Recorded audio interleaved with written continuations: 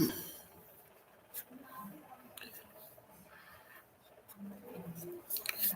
right. Hey, what is up, guys? Coach Mac, Play Fast Football. I know it's been a little while since we have been on YouTube Live.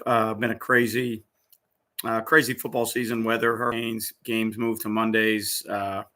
Played two games on Monday this year. Played one week where we had two games on a Monday and a Friday. So, um, a little bit crazy as far as that's concerned, but made it through it all. Got through to the end of the regular season. And now we are in the first week of the playoffs for us. So we finished the year 7-3. Now in the first round of the playoffs, we have a home playoff game coming up this Friday. So it's just been in the state of Florida. It's just been a wild season, wild ride with weather, hurricanes, and everything else that was going on. So got a little busy, a little crazy throughout the year. I know I wanted to do some of these. We did some early, and I wanted to try and stay in touch with you guys to see how you guys were doing, what you were doing, offense, defense, special teams, anything new, anything different. But like I said, weeks got messed up with the weather.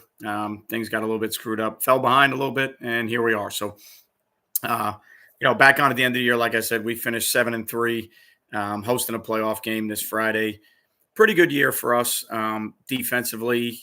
Played a couple bad games, struggled with a couple things here or there. But for the most part, kind of stayed true to who we were and didn't get crazy with game plans, didn't get crazy with installs. I have a habit sometimes, probably like most people. We get in situations where I did do it. I did it once or twice this year, unfortunately, looking at film and seeing some teams on film that I don't think we match up with, and kind of putting yourself in a situation where you don't feel like you match up. So when you don't match up, you've got to out scheme somebody and carry some other stuff. Excuse me. So only happened, I felt, once or twice. I felt like the other games were, we stayed kind of true to who we are, who we were, and got to a point where we figured out what we do pretty well on defense and what the kids do well and what we're comfortable with week in and week out. And, we're able to get on a roll a little bit towards the end of the year, won 4 straight games at the end of the year. And, I think we ended up giving up 21 points in one of those games. And the other games were all 10, 10, and 6 or 7 or something like that. So I think we gave up in total this year. I think we averaged giving up 17.5 points a game. So we had a stretch of 3 games. We lost 3 games in a row where we didn't play real well, and we gave up 35, 32, and 28, I think, something like that. So, no, I'm sorry, 35, 32, and 41. I'm sorry. But there were other situations to that, on top of not playing well. Some of those games you get in situations where you're down and your offense goes for it, and just some different things that, they're here, neither here nor there, but they are what they are. They're on a stat sheet. So I think we gave up 17.5 points a game. It's the first time in a long time. I think we scored 5 touchdowns on defense, and we blocked a field goal that we ran back for a touchdown. So I think we had 6 defensive scores. And I don't, to be honest with you, I don't really feel like we've done anything different in the preparation for that. I can't say. We did a couple turnover circuits throughout the year. We did some deals where we talked about, on interceptions, who we need to block, and the statistics of who makes tackles on interceptions. And, we talked about your typical stuff, getting guys out in front, forming kind of that caravan down the sideline and making sure you get the quarterback blocked and the intended receiver blocked. But I don't feel like we did anything, remotely different. I just think we put ourselves in some good positions with some pressures and zone pressures. And I think of the 5 touchdowns we had on pick sixes, I think 3 of them were zone pressures and the other 2 were drop 8 deals where, analytically speaking, it's no shock. All of our 5 interceptions that we returned for touchdowns were all zone deals. I think you get way more turnovers and way more plays on the ball when you play zone. I think you can cover some things tighter when you play man. But a lot of times when you're playing man, you don't get a chance to see the ball come out of the quarterback's hands. So you don't get a chance unless you're really in phase and in good coverage. A lot of times you don't get a chance to make a ton of plays on the ball. Now that's not, again, that's not every man scenario. Certainly not what I'm saying, but statistically, when you look at any level, college, the NFL and high school, I think you'll probably find out statistically that more turnovers, interceptions occur when you are playing zone defense, can see the ball out of the quarterback's hands. So, obviously, if you can pressure the quarterback a little bit and make some of those throws a little bit more difficult, make him throw them before he wants to. And then if you can disguise your coverages, right, if you can kind of change where guys are going to be and play some different deals to change it up on the quarterback, all those things help. But it's been a while since we had scored that much on defense, so that was good for our kids and good for the kind of the momentum of the program and the things that we needed to do. We were okay against the run, most of the time all year. Again, the 3 games we lost, we struggled, and we struggled in different ways. We struggled with a team that was a bunch of empty with a really good athletic quarterback, and then we struggled with a 12 personnel team. We struggled with conditioning a little bit with guys playing both ways. As we settled into the season, we kind of figured out who we were and what we needed to do and guys that needed to play. And, the good thing for us on defense is we got to a point where we were rotating about 8 or 9 defensive linemen, and only one of them's a senior. So 8 of those guys in the rotation are in 9th, 10th, or 11th grade. So there's a freshman playing. I think there's 5 or 6 sophomores playing, and then there's 5 sophomores and 2 juniors. So of the 9 guys that we started rotating, 8 of them are underclassmen, so that's always nice.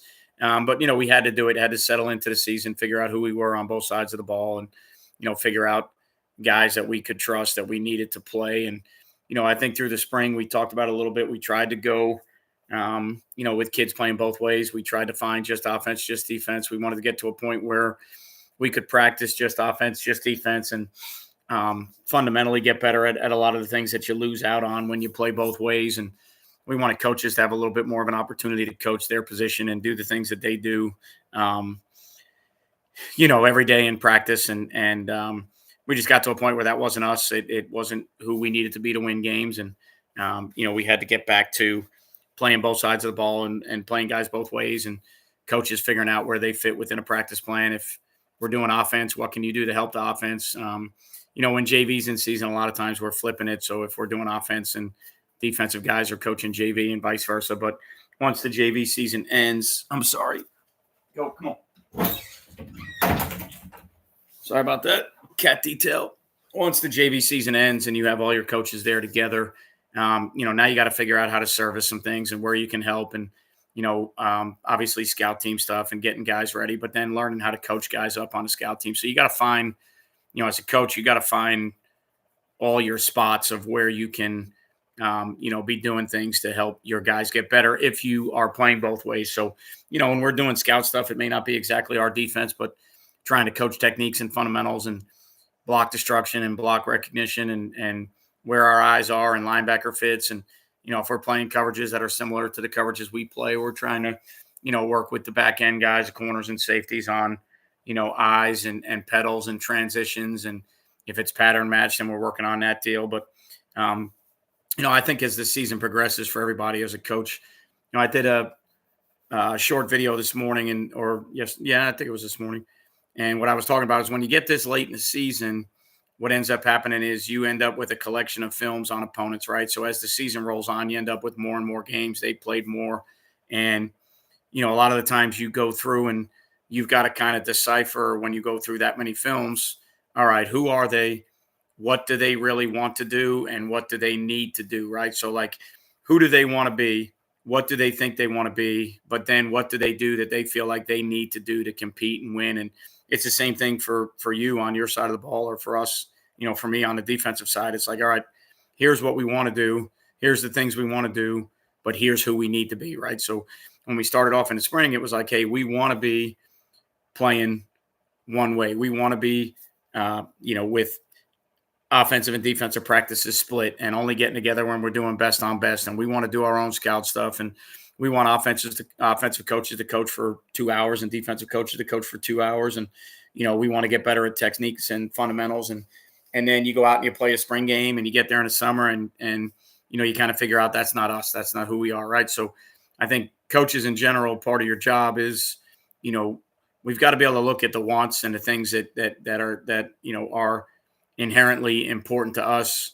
And then we got to look at the needs. What do we need to do to win football games? Because ultimately, to me as a football coach, obviously it's what you're doing with your kids. It's the values and the lessons, and you're teaching your kids, and the discipline and the accountability, and being part of something that's bigger than just you, and learning how to be a piece of something that maybe you're not always the number one role or the number one piece of that puzzle, but you're part of the puzzle, because if you're a football coach, even if you're a head coach, you probably answer to an AD, you answer to a principal. If you are not the department chair, then you're in a setting where there's a department chair that you answer to. So, you may be the shot caller as the head coach, and that's your role, but in other roles, around the school that you're doing, you're not calling the shots. So, just teaching kids how to fit into what their role is, and, the discipline, the accountability. But when it comes to Fridays and games, ultimately at the end of the day, your job as a coach, when you take away all the reasons we coach and all the things we need to be doing to continue to grow the game and to get kids, to understand how to do tough things, and how to take on commitments, all those things that fall under our umbrella of coaching. But to be honest with you, on Friday night, the goal is to win, right? The job is to win games. And so you get to a point where it's, all right, what do we need to be? What would we like to be? The off-season clinics and studying and all that stuff is like, hey, we'd really like to be this, or what as a coach is this, or your personality is this, and that doesn't really fit the team. So as a coach, you've got to be able to make changes, right? So it's the same thing when you're putting together a game plan. You're looking at teams, and you're looking at 5, 6, 7 films at the end of the year, which to me, I kind of like game planning at the beginning of the year a little bit better. Sometimes you get caught off guard with some things, but at the beginning of the year, this is kind of like, this is who people are. This is what they're trying to do. And then the more games they get, and injuries and results and good and bad and struggles and, triumphs and all that stuff, you end up towards the end of the season, now all of a sudden there's all this stuff that you got to try and cover. Right. And at the end of the day, when you only have a couple practices and a couple hours, and your hours are split between offense and defense, how many things can you really cover? How many things can you show, right? If a team's got all these formations and motions and, all these deals, the bottom line is you've got to get a structure in that you like.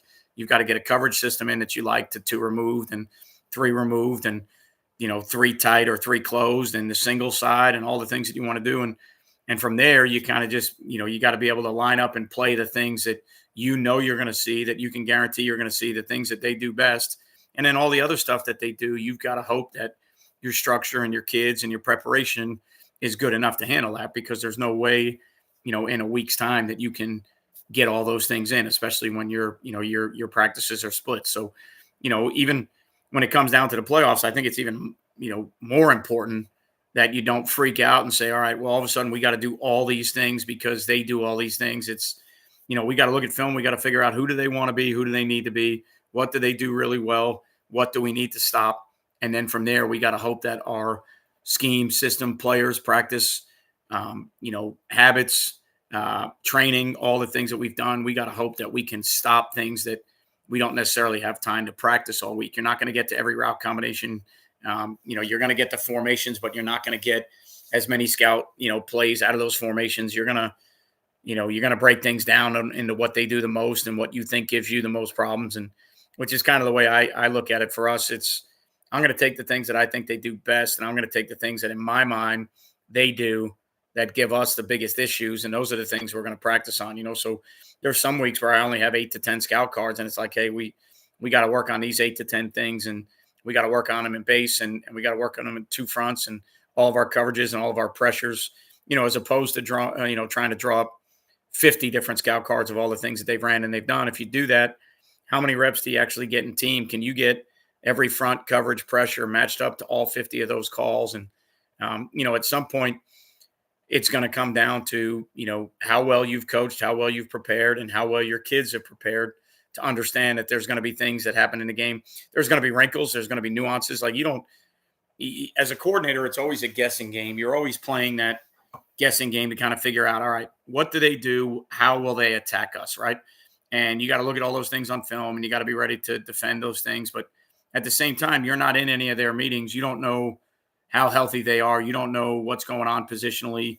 You don't know what struggles they're having. and you don't know how they view your team, right? All you can do is kind of analyze what you think and look at your fronts and coverages and guys that you have playing certain positions and said, all right, if I was another team, this is what I think I would do to attack it, right? So that's what makes, to me, I think that's what makes coaching so fun and so intriguing and sometimes so so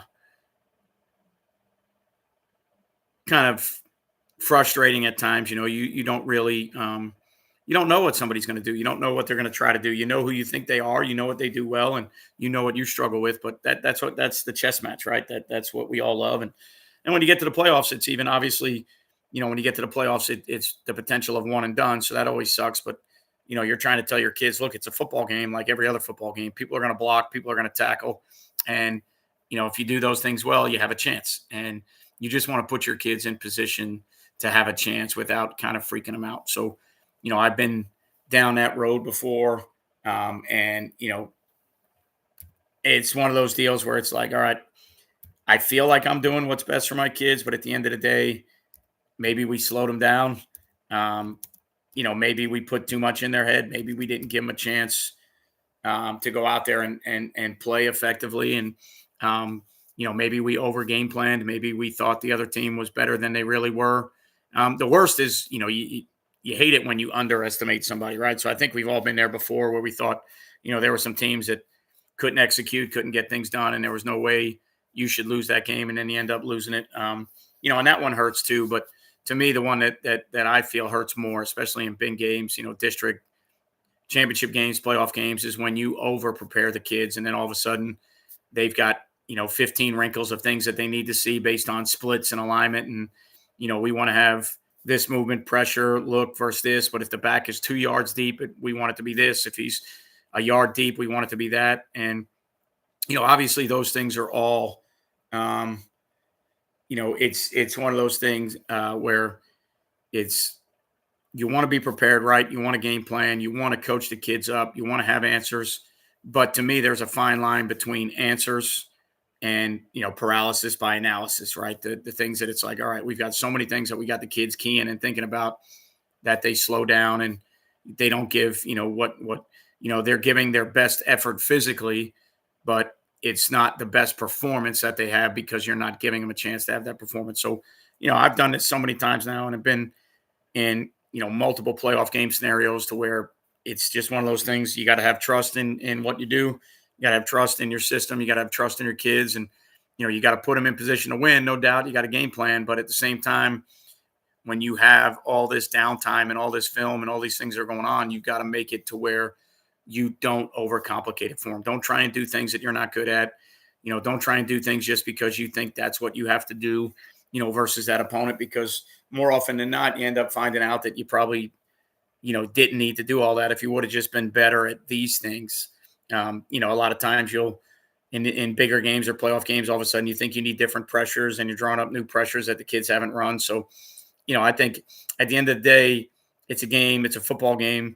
You got to block, you got to tackle, you got to be physical, you got to be disciplined, you got to avoid penalties, you got to limit explosives. So, for me, let's do the things that we do best, that the kids are most comfortable with, and let's wrinkle the things that we need to wrinkle. Maybe it's a personnel matching. Maybe we need to get bigger in certain spots when they put certain guys on the field.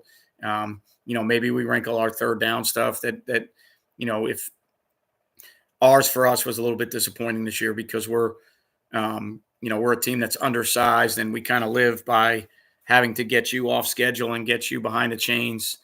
And then, when the game falls a little bit more within the realms of what we think we're capable of doing, we didn't really seal the deal on third downs this year. There's, a lot of games where their touchdown drives were, plays where we didn't get off the field on third down. I'm not talking 3rd and 3, 3rd and 4. I mean, 3rd and 12, 3rd and 13, 3rd and 14, situations where you should be well enough coached and your scheme should be diverse enough that you can handle those scenarios and get after people the way you need to get after them. And we didn't do that, so obviously some people executed against us and, they figured out some of the things we were doing. I think, to me, our third down stuff this year was a little bit passive. I think based on our kids and what I thought we needed to do to win games, I think we were a little bit tentative on third downs. We weren't as aggressive as we've been in the past. A little bit younger on defense than we had been. the last 2 years. So, a lot of those scenarios that you look at and you go back, but that's one of the things, throughout the year that I kind of, I look back at our season and I just I don't like what I called on third down, how I called it. I think I got a little bit too safe with what we were doing and thought I was putting the kids in a decent position, but ends up, we didn't get off the field. So, that might be something that you're doing. You're wrinkling your third down stuff or your third and long stuff or your nickel dime stuff, whatever you want to look at it. Maybe some of your pressures, but I think I think it's at the end of the day, it's you got to be who you are. You got to be who you need to be in all three phases, and you got to put the kids in position to win. So maybe one kid per year who really understands all game plan top to bottom. Yeah, I would think depending, Bo, what school you're at. I've been at some places where I think I agree with you. It's probably one kid who fully understands. And then I've been at some place. The place I'm at now, I think we probably got 3 to 4 every week that have a really good understanding of what we're trying to do and how we're trying to do it. And then the other 7, 8 guys are kids, just like you mentioned. You think they have an idea. You talk to them in meetings. You talk to them in practice and scout looks, and hey, this is what we need to. And in this formation, you're going to see these 3 things, and we got to make sure we can defend it. And we got to make sure we can carry wheels, and we got to make sure we can,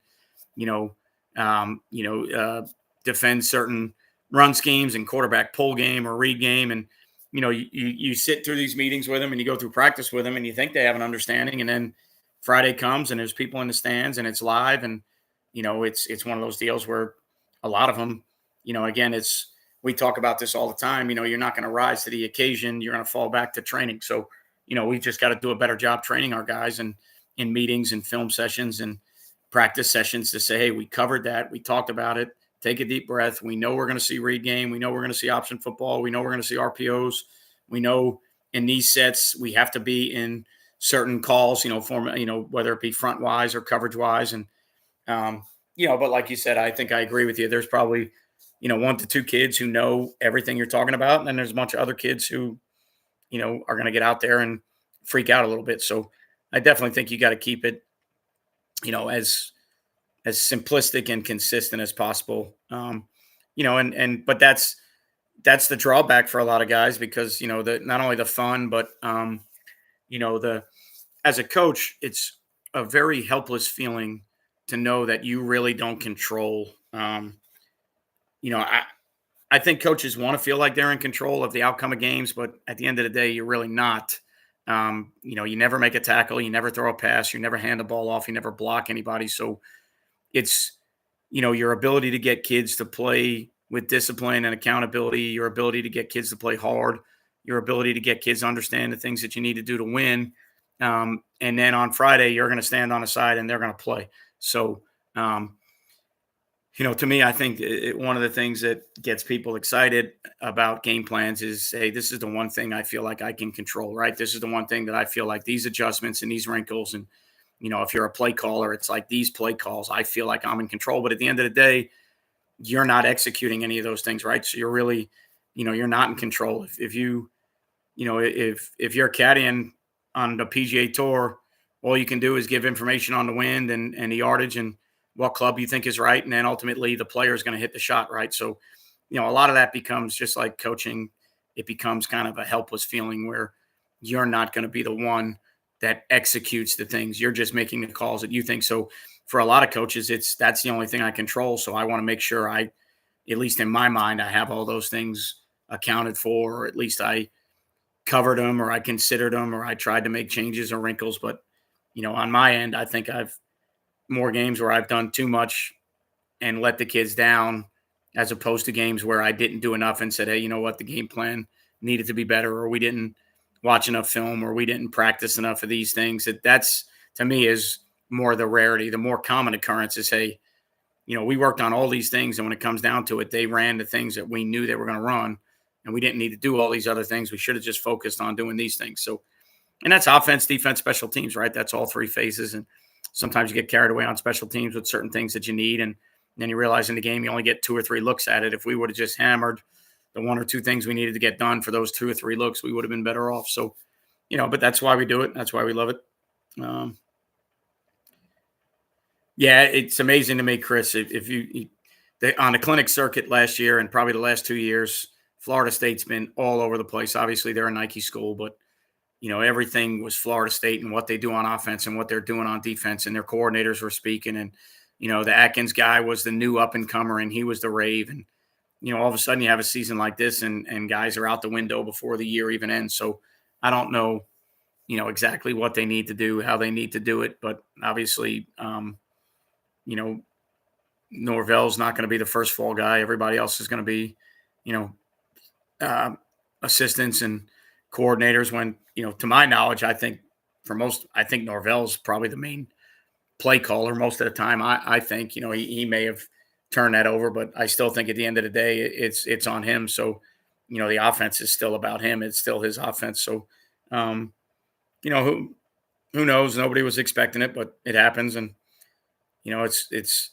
they talk so much about what they needed to do to turn it around and the energy and the belief. And, he was given all these clinics on what they've done. And now all of a sudden they're, the guy's almost on his way out. So it's just amazing. That's why, in coaching, you got to strike when the iron's hot. You got to enjoy the good times, because no matter how good of a coach you are, no matter how great you think things are going, all those schemes that they were selling last year and all these different plays that protect plays and, all these, plays that they have that are, ways that they can manipulate the defense. And a year later, they can't score. I think they're the only team in the country who hasn't scored 21 points in a game yet. I believe I read that somewhere. So not a great year to be a Seminole fan. Injuries, eligibility losses early, and it affected us in our critical down concepts big time. Yeah, I think, Rick, it's hard to find out what your depth is until you get into those situations. I think you practice against yourself. I think your kids in the offseason. And until they get in a big-time scenario with fans and other teams and other jerseys and hostile environments and bus trips and travel schedules and, all the stuff that comes with being a starter and involved in a game plan more, I don't think you really know what your depth is. I think you have an idea. But again, most of the time you're trying to develop depth. It's you practicing against you. So maybe that kid that you think can help you a little bit only helps you because, he's better against your team than he is against a team that has bigger or faster players. And you can't learn that until you get in the game. So, unfortunately, you can try to build your depth the best you can. In high school, we're not signing free agents. We're not going in the portal. Obviously, kids come and go nowadays in high school football, but, that is what it is. You just got to build your roster the best you can, and you got to hope that you got some JV kids that can help. And, you've got to just understand what your role is as a coach or a coordinator and how do we develop these guys. But unfortunately, there's no real way to know, A, how good you are, B, how deep you are until you get into those situations and you find out, well, hell, I thought this kid was a backup. He can't play. And then, sometimes it goes the other way. You find some kids that never really impress you in practice. And then when the game comes, they play faster, they play tougher. So there's a good and a bad to that too. But, we got hit with a couple injuries during the year, and it kind of threw us for a loop at certain positions.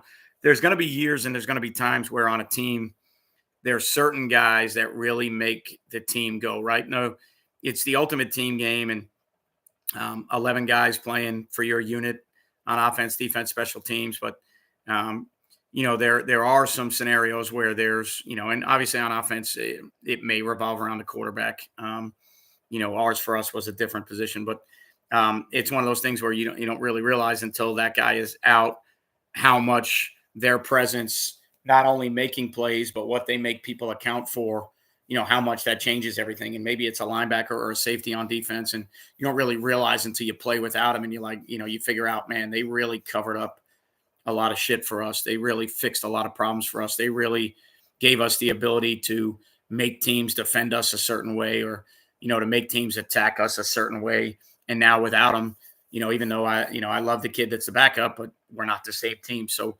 unfortunately you go through that. And then while you're going through that, you got to assess, will you get those kids back?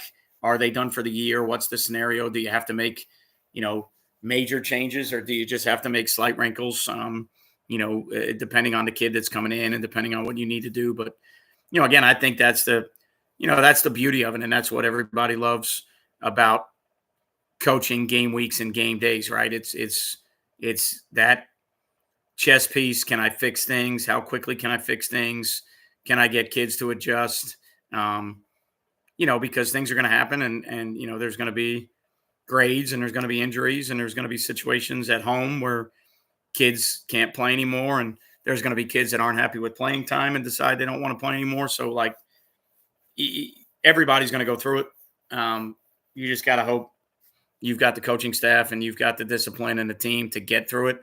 If you don't, then it's probably going to be a long year. But um, it just lets you know how much you need to develop young kids and how much you need to develop a roster from top to bottom when that happens. So, like everything else, um, the hard part is, if you're struggling, are you going to be at that school?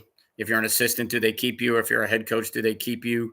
Um, because if you are going to be there, all you can do is work on what you think are the solutions, right? How can we, as a coach, all you can do is address certain things and say, hey, I feel like I made a chance to change, or at least I took a chance to try to change some of these things, right? Some of them you may never be able to change. If you don't have linemen at your place, you can develop guys the best you can. But if you're undersized, you're going to be undersized. You can try and do stuff in the weight room, but if you don't have the guys that are 6'3", 6'4", 6'5" to develop into what these other teams have that you're playing against, you're kind of stuck, right? You got to find a way that you can win with your guys, and you got to develop toughness. And, maybe your off-season training changes a little bit because, you don't have monsters. You have these other kids that are really tough and physical and smart, and you got to prepare them to play the brand of football that you want to play, right? I think, at the end of the day, to me, that's one of the things I love most about football.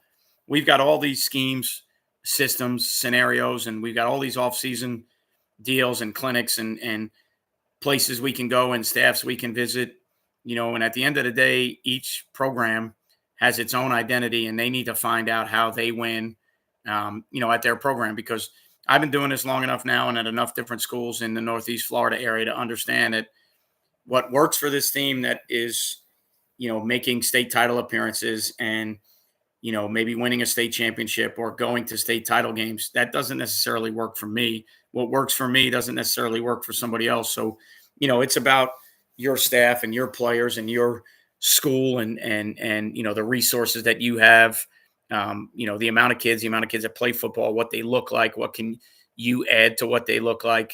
There's no offseason program that takes 5'11" and makes it 6'4". There's no offseason program that takes 5'8" and makes them 6'1". You're going to have those kids that are, undersized, but they're really good football players. They're loyal, they're tough, they're disciplined.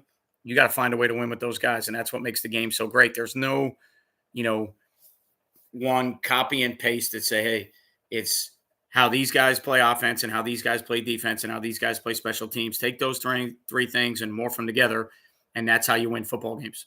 There's always going to be the flavor of the month. There's always going to be the flavor of the week. There's always going to be the hotness of what certain people are doing. But at the end of the day, those things schematically are awesome.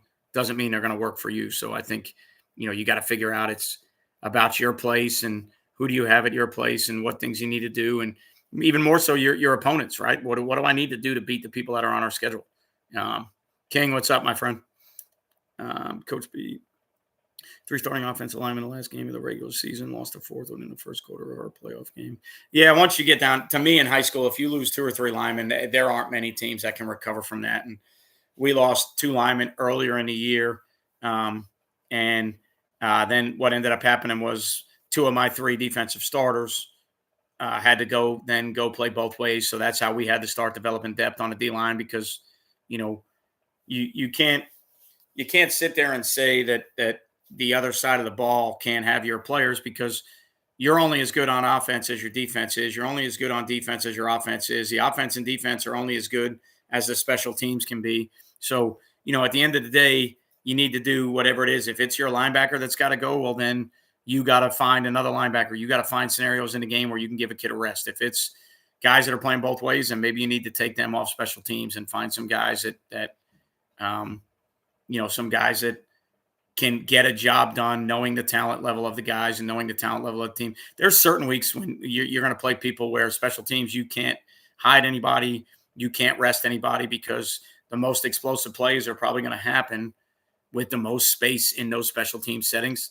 And then there's some weeks where you can get by with some things and be like, all right, this guy's playing a lot of snaps for us both ways. We need him on offense. We need him on defense. So let's rest him on special teams, right? That's part of, again, the beauty of what we do and what we're trying to do and what we're trying to build and all these pieces we put together. When you talk about the college guys, it's like, all right, how are we going to handle this in recruiting? How are we going to approach this in the portal? How are we going to build our roster around the, things that we have accessible to us?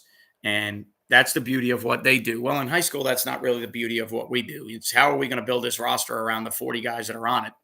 And, how are we going to fix the issues or the problems that we have built around the guys that are on our roster? And obviously, there's weight room deals, there's off-season deals. But like I said, the kid that's 5'8" isn't going to be 6'5". He's going to be 5'8", 5'9", and you're going to get him stronger. You're going to do all the things you need to do. And, but you still got to win with those type guys, right? We all have it. In high school, there's haves, there's have-nots. And, you've got to get yourself to a point where you figure out, what's the scenario at this place? Where am I at? Who do I have? What's my coaching staff? How do we need to play football, right? These other things, whether it be something that I talk about on my channel or somebody else's channel or things you see on Twitter, those things are awesome. They're all wants. That's what I want to do. And then when I look at it with my team, that's not what I need to do, so that's a big part of what we do too. O-line's been a decade issue. I wanted to talk some college football this year. I think we're at the point now where the rankings are out. There's some surprises. There's some studs and duds. And, I think, it's interesting to me. When I think about college football outside of Alabama, I just think about how is that game being played? What's the difference? Is it changing? Who's winning? How are they finding ways to win? Obviously, then everybody, the Cinderella stories like Indiana and the flops. Unfortunately, Chris, for you, like Florida State or some other teams, Alabama's lost twice already this year. Georgia's lost twice. So, those are obviously big stories, and those are all the things that people want to talk about with the big blue, the blue bloods and all that. But, to me, it's more how the game's being played, because I think,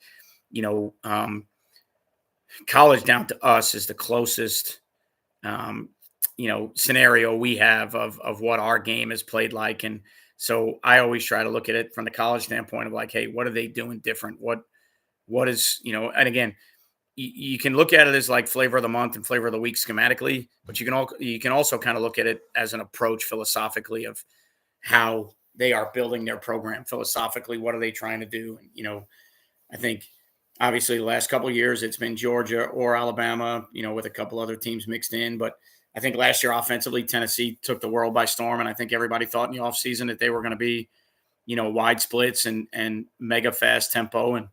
And then, Tennessee's a good football team, but not the football team everybody thought they were going to be. And that offense is not putting up the numbers everybody thought they would. So you just got to remember schematically sometimes things catch fire and you catch lightning in a bottle.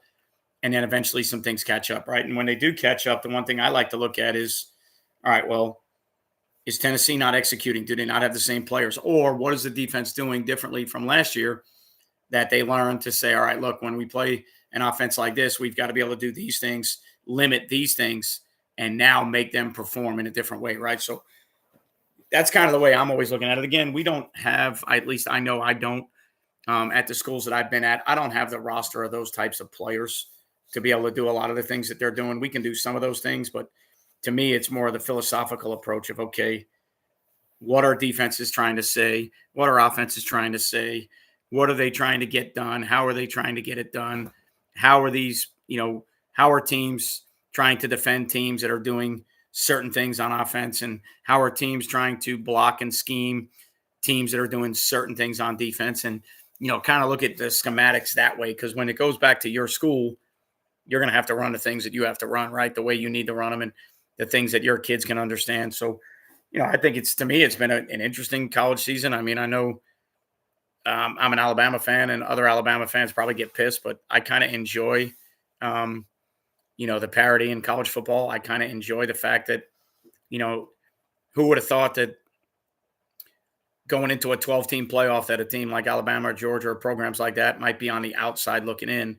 Who would have thought after last year Florida State would be, as bad off as they are. And to me, that's the fun in it. It's as a fan, you want to say that we want to dominate every year and win national championships. But after a while, that's as somebody who follows the game of football, there's really no fun in that.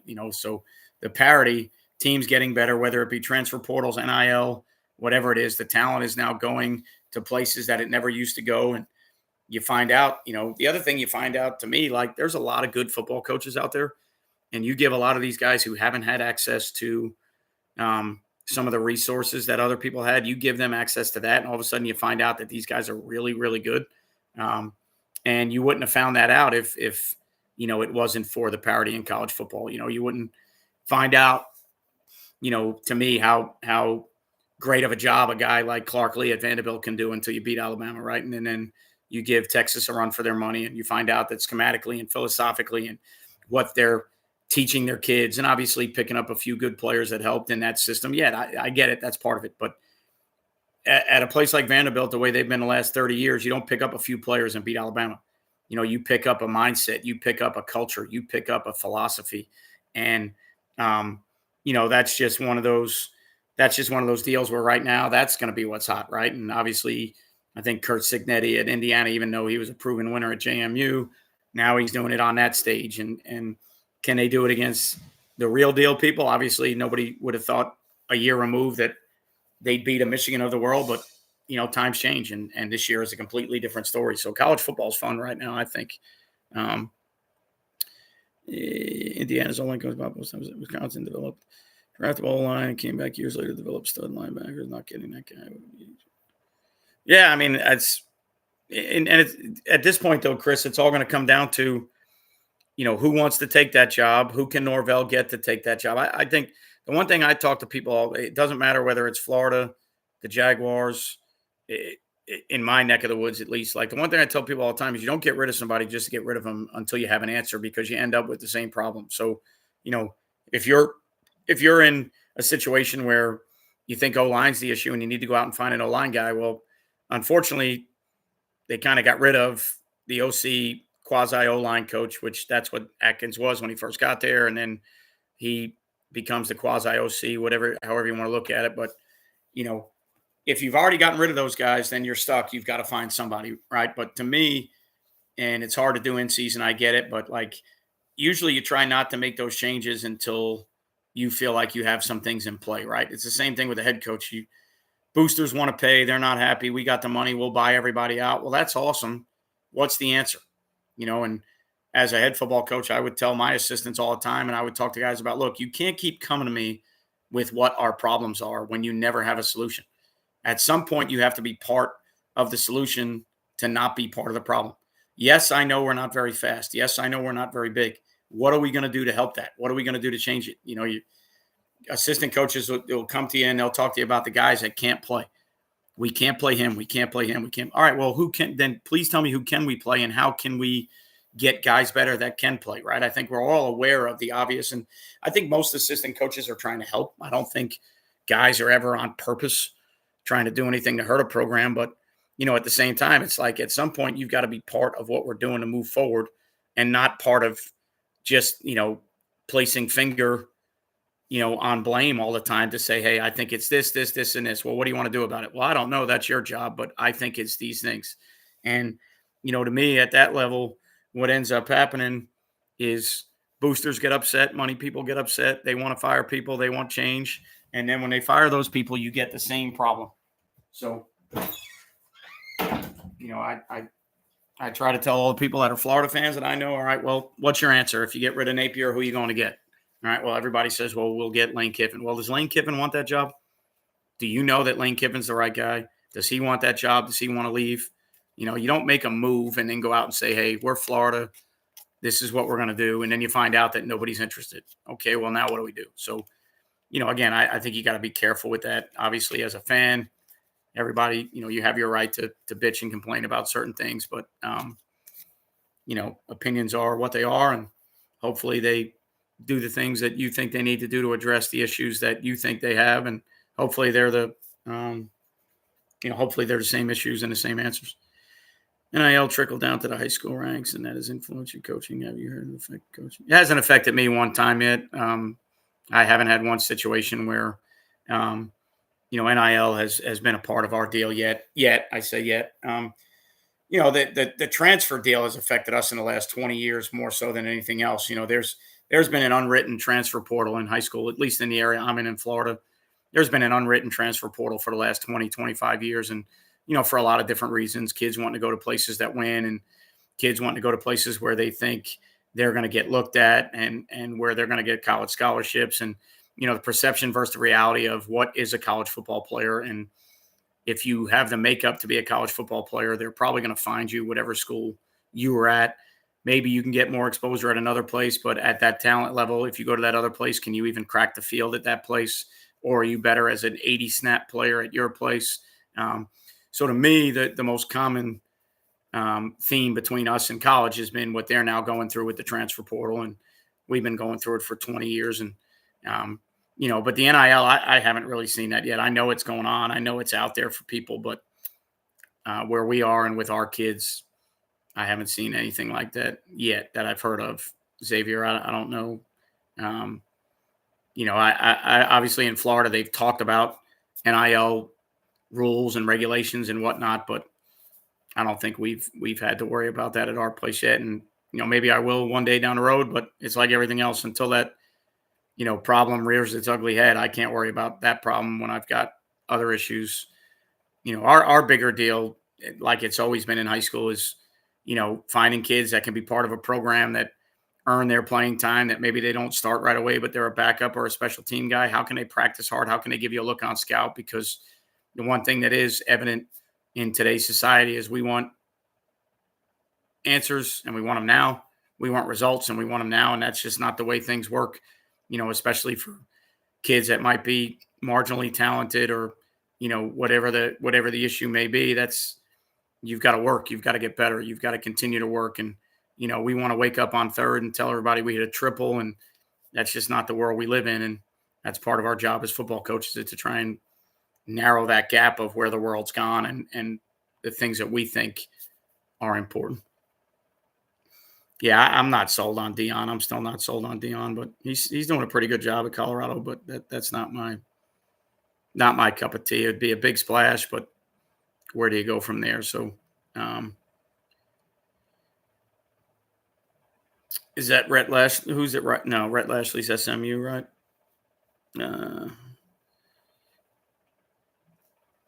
Yeah, the recruiting. I mean, that's the issue with recruiting is the ones that are in Florida, you got to get your hands on and not let them leave. And then you've got to be able to go to some of these other places and convince them where there may be more talent, in the O-line pool. You got to be able to convince them to come play for you. So, again, it's the ups and downs of football and why those guys do it. So, yeah, I mean, it's not just one school in general. I mean, it was going on for years. And as a new school, we were constantly losing kids, and then another new school gets built, and then another new school gets built, and it goes on in St. Johns County. It goes on everywhere. It's at a certain time, I think there's one or two schools in the county that may be guilty of it if they're winning and having success, and people think they got to go there. But hey, Mark Kopal as well in Germany, but but it's the same thing in college, right? Florida State was a hot ticket, and now they're going to have a hard time getting recruits there. Florida was a blue blood for the longest time, having a hard time closing on recruits, right? It's what's going on right now. What can you do for me now? What's hot? What's out there? And I think to me, you just gain more respect for the programs that are able to stay upper echelon for so long, because I don't think it's easy. And I think a lot of guys get to a point where they turn something around, but once they turn it around, can they keep it? Like I said, maybe it was lightning in a bottle. Maybe they got a couple pieces fall together, but the ultimate deal is when you stay at the mountaintop. A lot of people want to get to the mountaintop, and then the ultimate deal is, can you stay there? And it happens in the NFL. You get these teams in the NFL and guys in the NFL that are hot, and coaches that are hot. Next thing you know, they're fired, and teams that are hot. Next thing you know, they're trash. So it's still a game at the end of the day. Like it's not played on paper. It's a game that's played. That always has to be played. It's a physical game. It's going to involve injuries. It's going to involve health, and it's going to involve, a couple bounces here or there. But at the end of the day, it's going to be, can you block? Can you tackle? Can you line up? Do you have some kids that can run? And do you have special teams? Do you have kickers? Do you have things like, if you don't have those things, it's tough to be good. Um, you know, the line in college and the NFL is so much different than our line of what it takes to be really good and what it takes to be dominant. But at the end of the day, it's still the same. Like, you need X amount of things to be good, otherwise you're not going to be a good football team. Now, a lot of that also has to do with your schedule, right? So the issues that you have against certain teams may not be the issues that you have against other teams, and the things that you do against certain teams that do not work, cannot work. And then all of a sudden against this other team down here, those things do work. And that's where, as a coach, I think the balancing act is understanding your kids, your scheme, your structures, to be able to look at film and say, hey, these things are what we need to do. We just got to do them better. And maybe we need to be, we need a better offseason for these things to get done. Or you got to look at those things and go, hey, these things, when they show up against equal talent, these things are only good in games that we should win by 40 points. And structurally, schematically, whatever it may be, when we go to play these other people, we don't win. They take advantage of this, this, and this, right? So that's what I always look at. From a structure standpoint, it's like, okay, this year, if we went 7-3, it's easy to go back and look at the games that we gave up 10 points and go, hey, that's who we are. That's what we do. To me, I think it's a little bit more important to look at the games where we gave up 30 points and be like, hey, why did we give up 30 points? Was it more than just the physicality of the two teams, the roster of the two teams? Where did we get exploited? How do we tighten that up? Because, those games that you're winning and you're giving up 10 points, obviously, roster-wise, you're fine in those games. And hopefully schematically it had something to do with what you were doing. But at the end of the day, it's those other games where you need to catch somebody. You need to raise the bar, whether it's a rivalry game, an in-town game, a team in your district that you have to beat. Like, that's where we're trying to always kind of, get equivalent or raise the bar for our programs. And when you go back to analyze, like, that's what I look at our losses. I don't really go back and look at wins and say, hey, we had 2 pick sixes in this game and we gave up 10 points here and 13 points there, and we went on a really good run. Well, maybe when we went on that run, it's because our team was more talented than them, or maybe, the teams were equal, and then you can look at the scheme. And then when you look at the losses, it's like, all right, well, for us in 3 of those games, I think there's 2 of them where the rosters are, similar, and there's 1 of them where the roster is not. And, of those games, the game that we had one of the biggest leads in, and the lead late, was the game where the roster is not equal. And, we played well, they didn't. And we had it, to a point where we had a chance to win and we just couldn't finish. And then there was some, 1 or 2 other games. There was a game where I thought the roster was fairly even and we didn't show up. And then there's a game where I thought we had a better roster and we lost. So, to me, I want to go back and look at the games that we lost, and I want to evaluate it that way. But again, interesting, obviously this time of year, if you're out and the playoffs are over, well, now we're getting into clinic season, and we're getting into, trying to figure out the path that we need to go down to, for everybody's program, everybody's team. What do we need to do? What do we need to fix? How do we need to fix it? What can we do to get better? So, it's going to be clinic time, and I'm trying to do some different things with the companies that I work with. I'm trying to see what clinics they're going to and see if I can show up in a couple different areas that I've never been before, and meet up with people and partner up with those guys to create a better clinic experience. And so I look forward to the clinic season. I never want to lose. I don't want to lose that last game, but to me, the clinic season is the off-season growth, and it's where you get better as a coach. In season, it's hard to grow as a coach. In season is survival. In season is like, hey, got to put a finger. There's a hole in the dam here, and a hole in the dam there, and one there, and Scotch tape here. In season is, now the beauty about in season is it's improvise and adjust. It's coaches that understand when and where to make the slight changes that they need to make, and that's awesome. I love that part too. But at the end of the day, in season becomes more survival. And again, it's what do we need, not what do we want. The offseason becomes what do we want? What do we like? What do we think we need to do structurally, schematically? What are they doing that's really hot? How do they do it? How are they teaching it? What buzzwords are they using? I want to listen to this coach talk about his scheme and how he teaches it from the bottom, to the top and from the ground up. And that to me is like, outside of the actual game days themselves, that to me is the most exciting time because that's the growth, right? And the growth mindset happens when you're going to learn and you're trying to learn. And it's just tough to do during the season. Like, I don't have time to be studying anything. I peek at some stuff here and there, but between my job and what I need to do and what I got to get done and, scout cards and game plans and teaching and all that other stuff, I just don't have time to do it. So, the off season to me is exciting. I get excited for it. The only thing that sucks about the off season is it means you're not playing anymore. So you lost. So I don't want to lose. We've got a game Friday, and if we win, we've got another one the following week. And, I certainly don't want to lose by any means, but, at least when the season does have closure, to me as a football coach, and, for me with Play Fast and other, like, that's where you need to grow and start to become, what you want to become, because in season, it's just about maintaining, right? It's like being in a weight room in season and out of season. There's a time for growth and a time for development. And then there's a time to kind of maybe just try to maintain, and you can't go at the level you want to go. And, to me, that's the learning in the season.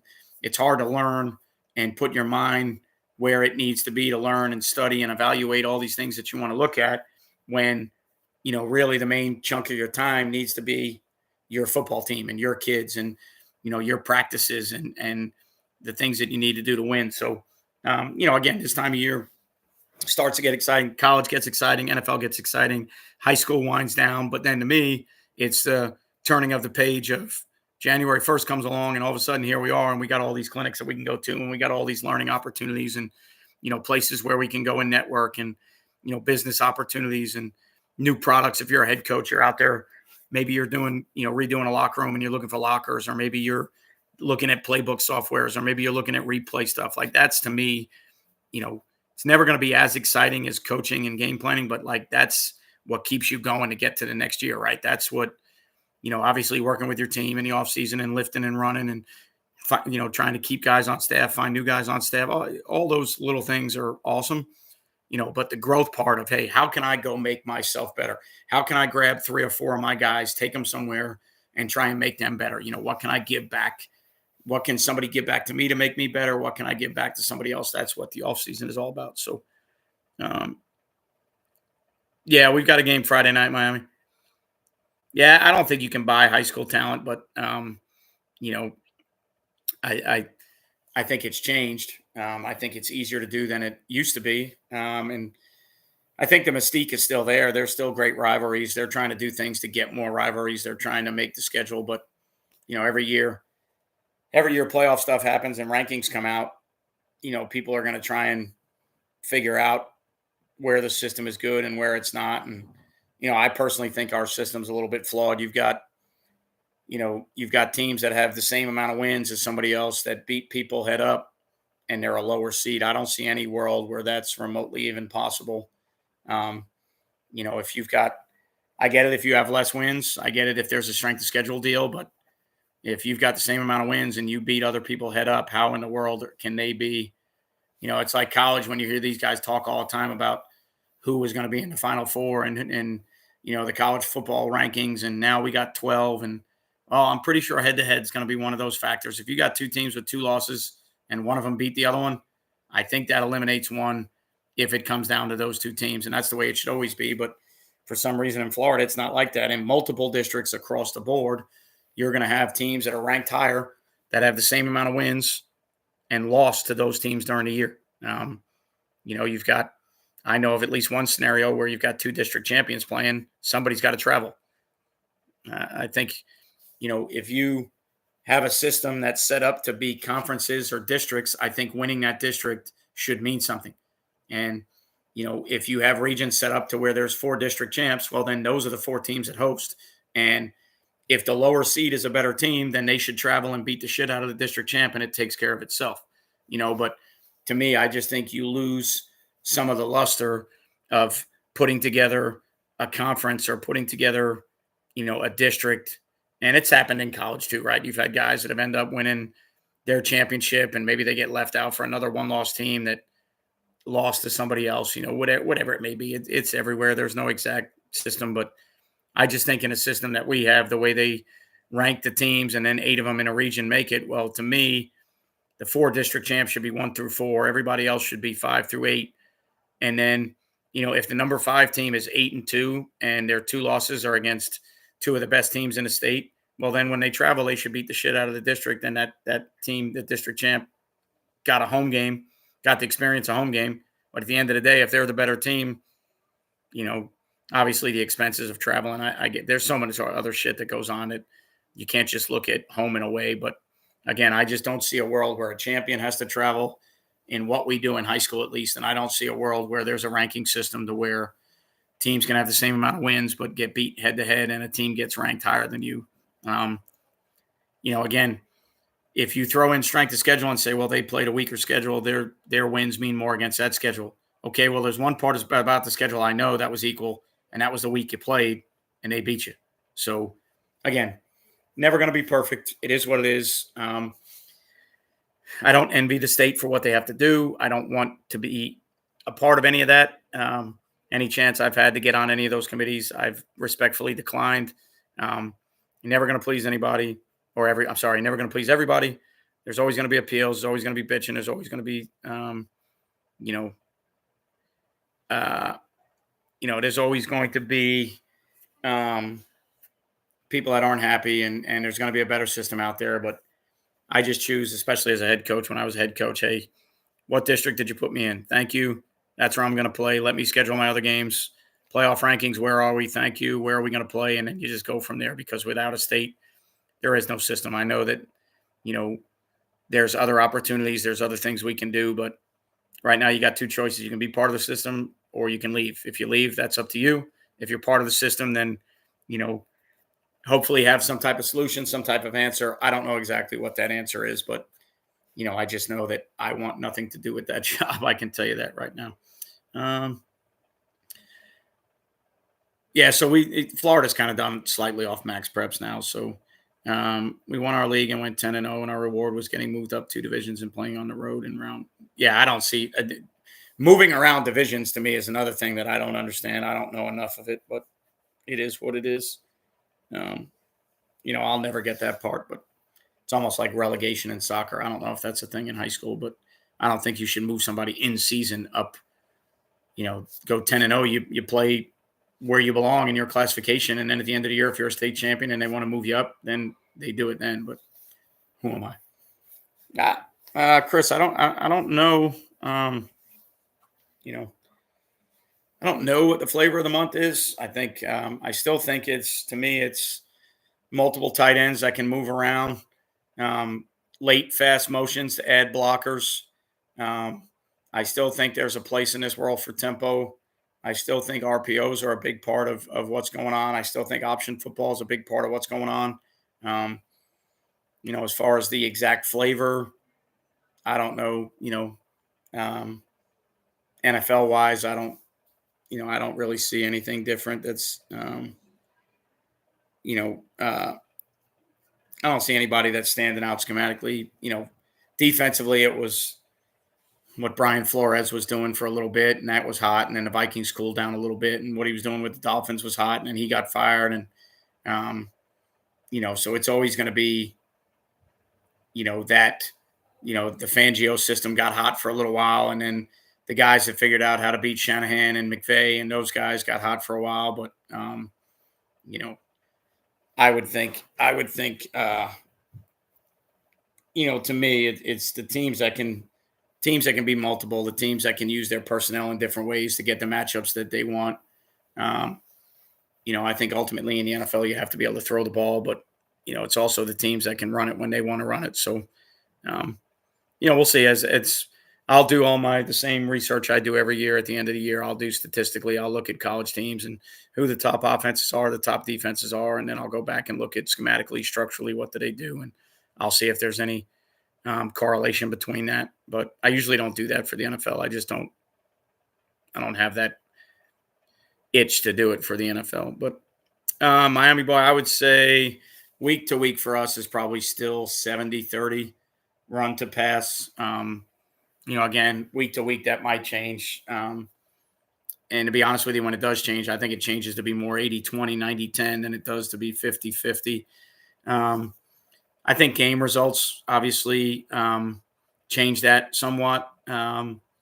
if you get up 21-0, that pie chart's going to change. If you get down 21-0, that pie chart's going to change a little bit. That hit chart, so to speak, of, you went in during the week and you thought you were going to be 60% run, 40% chart pass. And if you had a little pie chart made up, it would be 60-40 and red, blue. And all of a sudden you're down 21-0 and you can't be 60-40 anymore. So I definitely think there's some things that play into those hands a little bit, but I still think, I've said it for 20-something years, I still say it today, I still think when teams can and will run the ball, that's what they're going to do. And if you can defend that, and I've always said, if you can protect the passer and you got guys that can run routes and a quarterback that can read and discern coverages, I feel like you got a really good chance to win, because teams don't see enough quality, consistent passing games.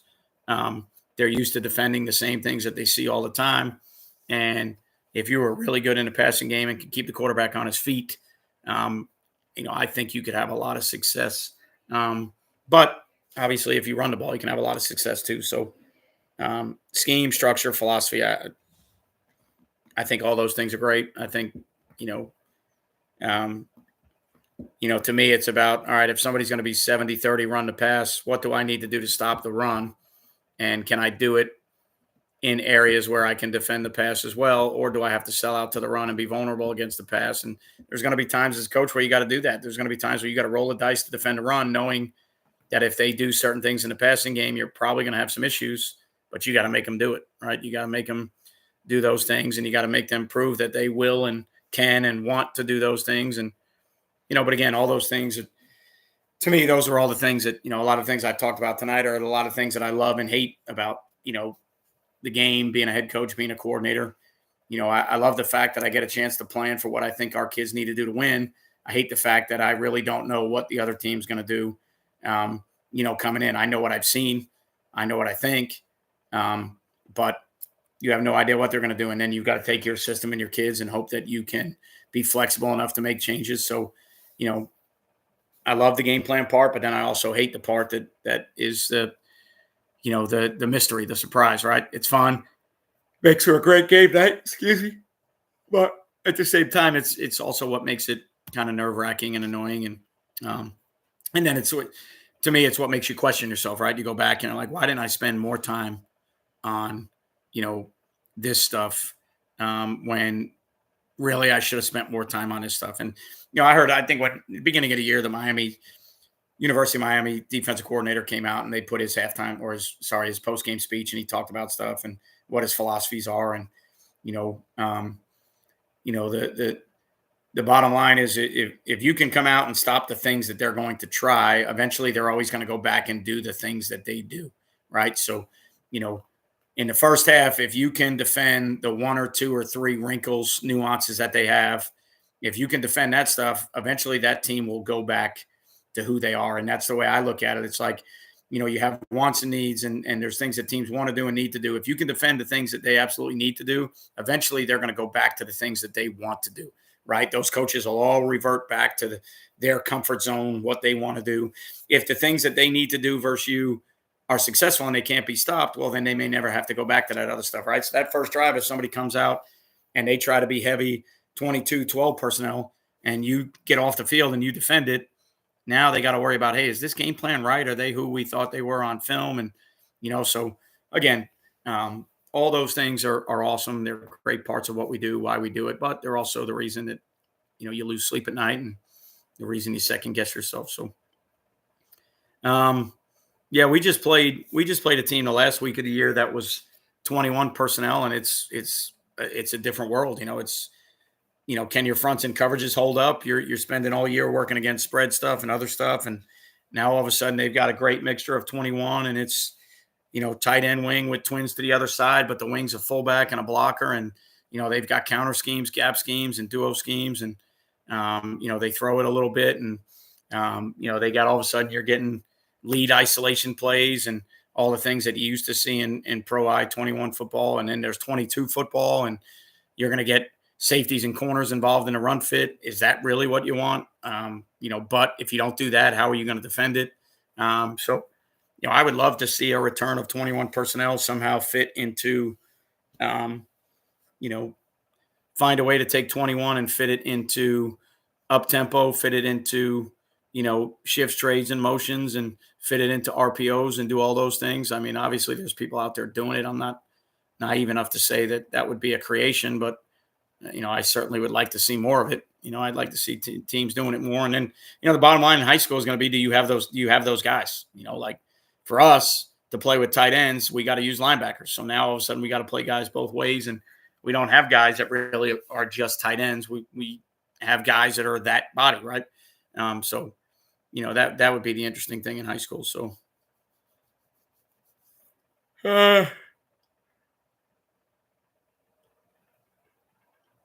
I think to me, um, I don't like defending tight end wing sets with like twins or multiple receivers to the other side. Um, I don't like defending when you get an open side speed set that if you're nickelish in personnel that you got to set your nickel to, but then you got to figure out a way to get your front, your other stuff, and obviously divorce front stuff is the way to go. But like, run strength is here, pass strength is here. It's different. How many formations will be like that?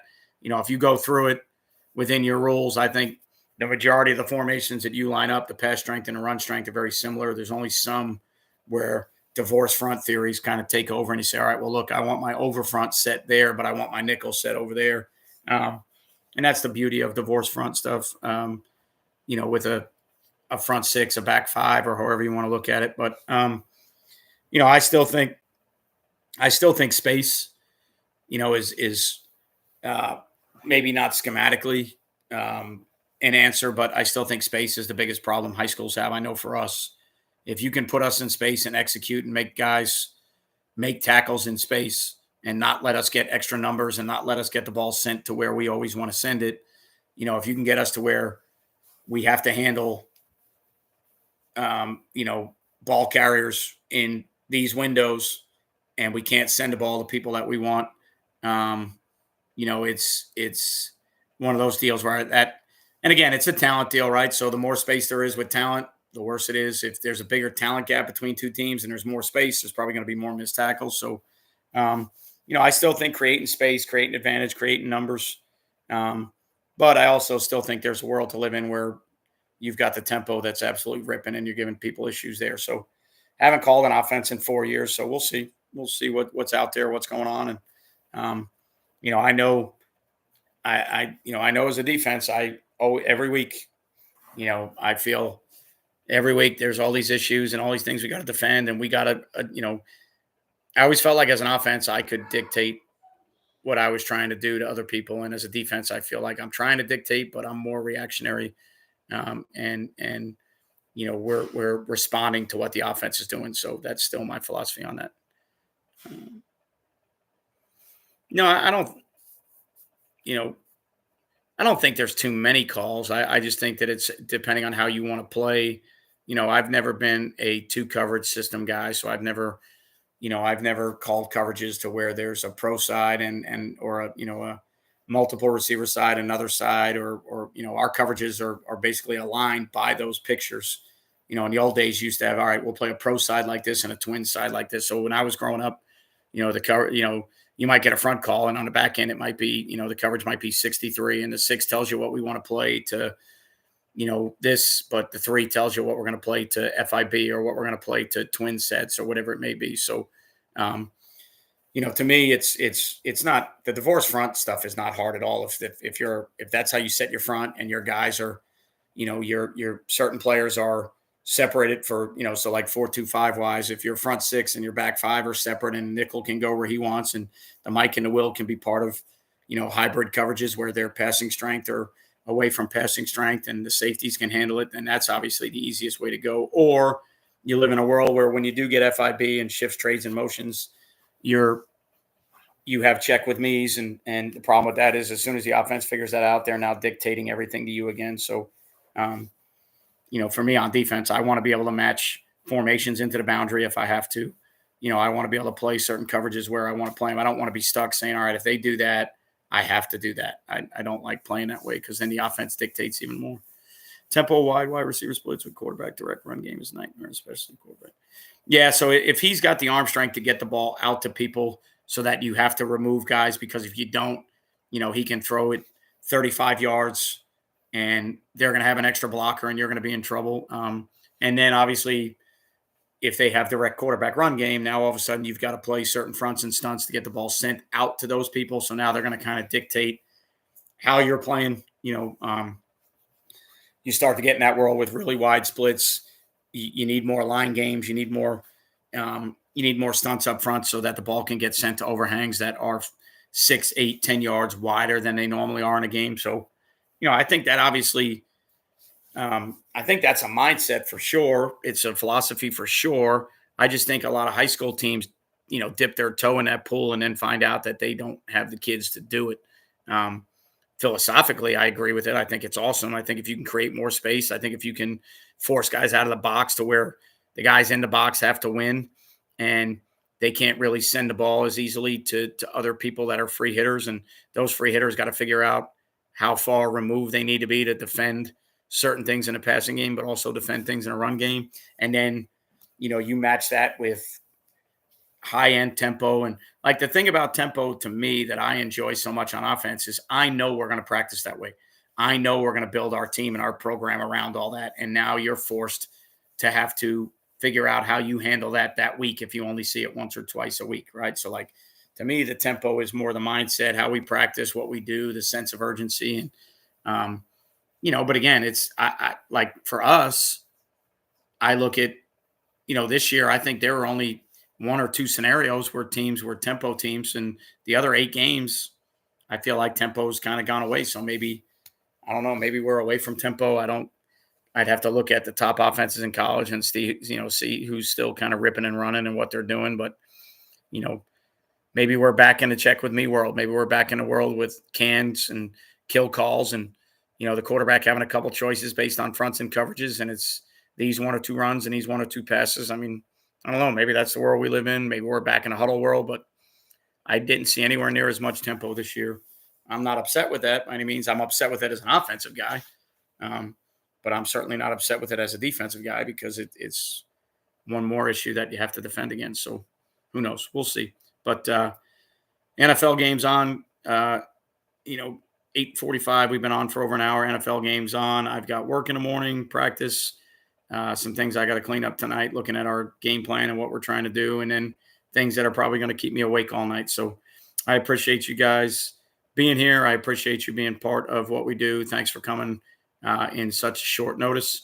Again, anytime you want anything that's I can do, whether it's a video, a suggestion, whatever it is, just shoot me an email, leave me a comment. I'll see if I can do it. If I have time and knowledge to do it, then I will certainly try to do it. Anybody that can extend is always going to be a nightmare. Thank you, Miami.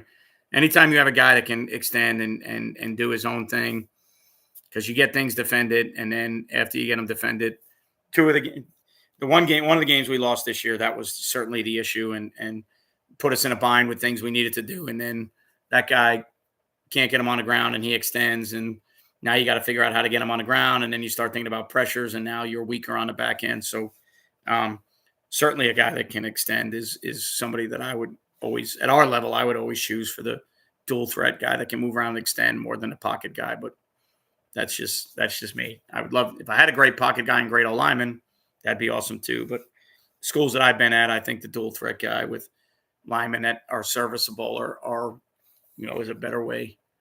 Hey, Tom Frawley, welcome back to the softball world. Welcome back to football world. Hope you're getting ready for softball season. Hopefully it's not snowing up there yet. But we'll see. We've got, who we got. I don't need to say anything about it. You know the backstory to it. So we'll see what happens. We'll let it rip. And again, appreciate all you guys being here. And look forward to the off season. Look forward to clinics. Look forward to seeing you guys. I'm going to see if I can hook up a little bit more travel than I normally do and get to some clinics in some different areas that I've never been, so I can meet some people that I've talked to but never been able to meet. So I look forward to seeing you guys for the next one that we do. I hope you're in the playoffs. If you're in the playoffs, hope you're still winning. Hope your families are healthy. Hope everybody's doing well. Remember, you won't play well until you play fast. See you guys next time.